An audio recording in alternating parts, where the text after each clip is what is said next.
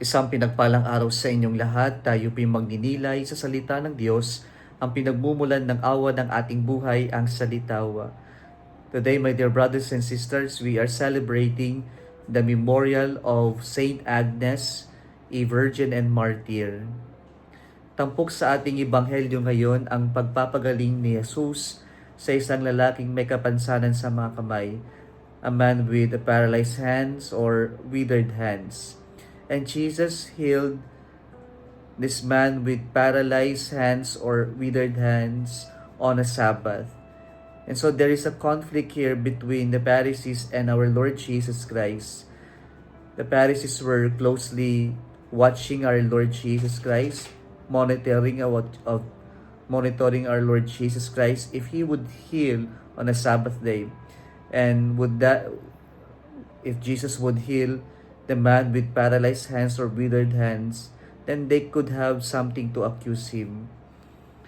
And so Jesus confronted them and said, "What does the law allow us to do on the Sabbath? To do good or to do harm? To save life or to kill?" And so the Pharisees were silent.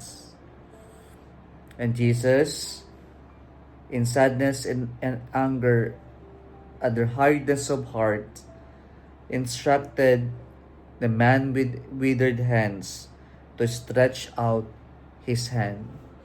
And he was healed from his paralysis in his hands.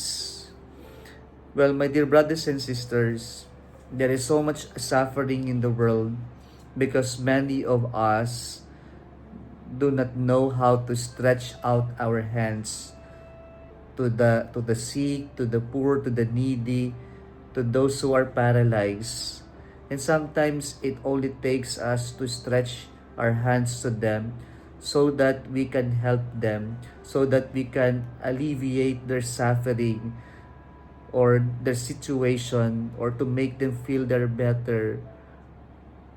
Marami sa atin, like the Pharisees, pagdating sa kabutihan, nananahimik na lamang tayo. Magandang paalala sa atin ngayong mga kapatid ng ating Panginoon na tayo din po sana'y maging mga kamay ng Diyos na atin ding ibibigay, atin ding iaalok yung ating tulong sa ating kapwa-tao. Yan po'y napakahalaga bilang tanda ng ating pagkakaisa, tanda ng ating pananampalataya at confidence in God, that we learn to stretch out our hands towards our brothers and sisters, especially to those who are in need. Kung nagustuhan mo ang video na ito, huwag kalimutang mag-like, i-share at mag-subscribe sa Salitawa Facebook page and YouTube channel. Muli isang pinagpalang araw sa inyong lahat.